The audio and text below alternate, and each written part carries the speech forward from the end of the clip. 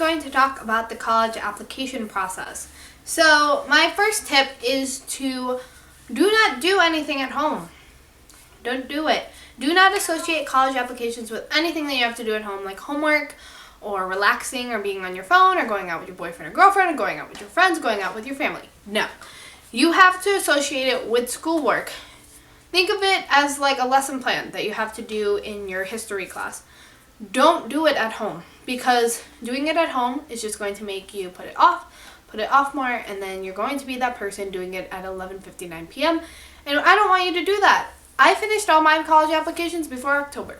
I was done in September, like early in September. So don't do it. Just don't do it. Just don't be that person. So what I want you to do is I want you to either bring your laptop or have your school laptop, either have it in the cafeteria, although I don't recommend that because you're just going to be messing around with your friends. So ask to go to a resource room, a library, a computer lab, or just straight up go to the office or stay with one of your teachers. Period. Do not do it with all your friends around. So at my school there was like a post-secondary counselor and everything, but I understand that not all schools do that. My school did. So have a relationship with your guidance counselor. You should have one, because if you went to a traditional high school, that's been your counselor for 4 years. So you should have a relationship with your counselor. Talk to your counselor about college. Talk to your counselor about what you're looking at. He or she will go through with you like your GPA, your ACT scores, SAT scores, whatever. So point is, do your applications during lunch or study hall. I know people who had 2 study halls. Do it then. I never had a study hall. I didn't have a study hall all 4 years of high school, and I was fine. But my lunch period was divided into 2 because I had student council half of my lunch, and then I had school lunch the other half. So I only had around like 20 minutes to eat, and I did college application for all 20 minutes while eating, and I finished before October, guys. So it's very possible, and I applied to 5 schools. So that's my biggest thing. And number 2, there's something great on the College Board website called the College Super Match. I'm going to link it down in the description below. And basically what you can do there is you can put in all the criteria that you're looking in for a school and your scores and your grades. And it's going to give you a list of colleges that either 100% match your criteria or are mostly match. And I do suggest still looking at those, because those might actually end up being more perfect for you. Doing a college super match is really just going to look at your priorities on what you want in a school. And it's also totally okay to apply to schools that you haven't visited yet. That's why you apply. So you apply, see if you are accepted or declined or deferred or waitlisted or whatever.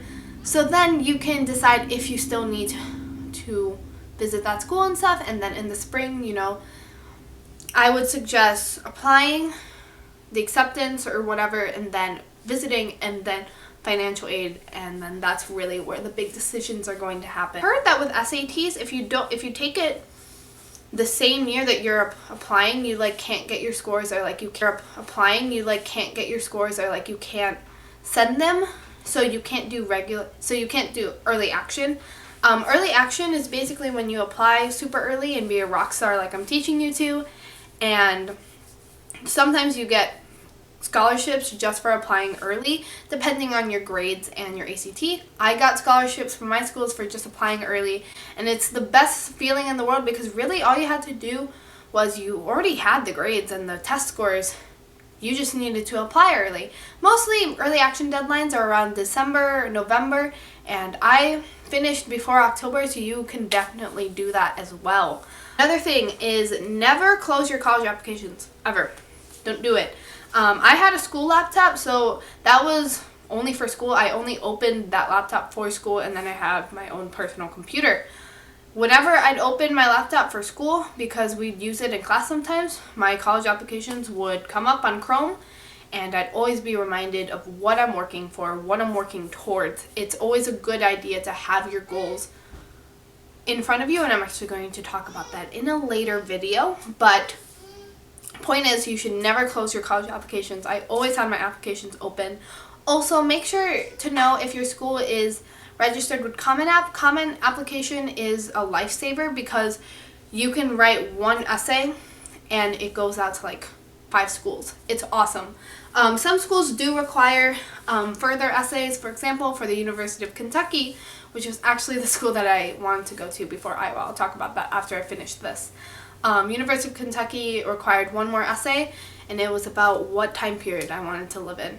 And I said the 90s. I'll talk about personal statements later. Basically, University of Kentucky has an awesome pharmacy program, and I've wanted to be a pharmacist ever since I was 11 years old.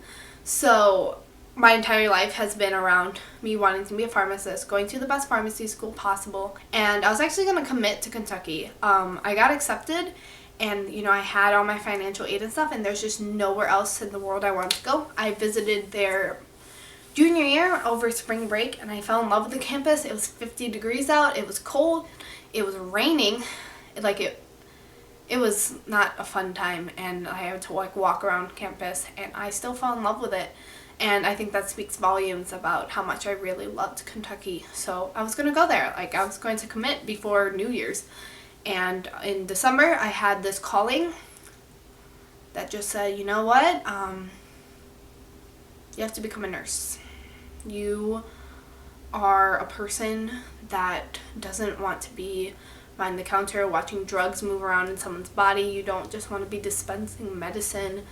You want to be with people, and you want to take care of people. And I was like, well, crap. Okay. So I actually applied to Iowa last minute, maybe a week before Christmas, actually. Got accepted, and obviously I'm going there, so it worked out for me. For personal statements, really, you just have to make it about you. College applications are all about what makes you you. So, for example, I talked about my anxiety because that is a huge thing that I battled throughout high school. And I'm still battling today, but it defined my years of high school and was a big reason why high school wasn't that positive of experience for me, which is why I'm talking about the college application process, because it was such a positive experience for me because I did these things. Work on your essay every day, during lunch, during study hall, and then just don't think about it for the rest of the day. Don't do it because it's going to overload you. Have a calendar of all your deadlines. So a lot of my applications were due on the same day. So what I'd do is I'd start the week and I'd be like, okay, I'm going to work on Butler's application. That was one of the schools that I applied to. And I worked on my Butler essay all week. Submitted it, done. Okay, now we're going to do this school. Take each week and just concentrate on one school and just do it all week, finish it, and then keep on going. Really don't procrastinate for college applications because college applications are tough. College applications are really emotional because they're so expensive and so long, and you have to talk about yourself. So that's why I'm saying do it in August and September. September is really the time that you should be doing everything because you want to have fun. I want you to have fun. I want you to enjoy your senior year, okay? That's why I want you to get to the nitty-gritty. So go see your counselor. Do the college match. Have an idea of what you want to do. Do your applications at school. Never do it at home because it's just going to be so much worse for you. Finish it and just be done with it. That's really all it is. Just don't limit yourself when you're applying to schools. I limited myself, and now I'm kind of kicking myself in the butt for it. But I'm still really happy about Iowa. Don't limit yourself, whether it be financially, academically. Apply to your reach school. Do it. There's nothing to lose. I mean, you might have to pay for the application, but also make sure you look for free applications in your email. I know your email is probably getting swamped with college stuff, but if there is a school that you like there, if they give you a free application, do it. And also take a final SAT or ACT your senior year. I know you don't want to do that anymore, but I took an ACT my senior year in October, and it was the highest score I'd ever gotten. It's not gonna hurt. I mean, it's 4 hours of your day, and I know it's really tiring, but if that's going to be between you and the difference of getting a scholarship, if you are a junior watching this video, it's still very helpful. Take the ACT at least 3 times, I would say, is a pretty decent number. You can take more or less, but I think 3 is good because the first one, getting your nerves out. Second one might be your best, and then third one is just a final push. And I would say that for scholarships, for you know, if you're on the borderline with any schools, it might help you with your reach school.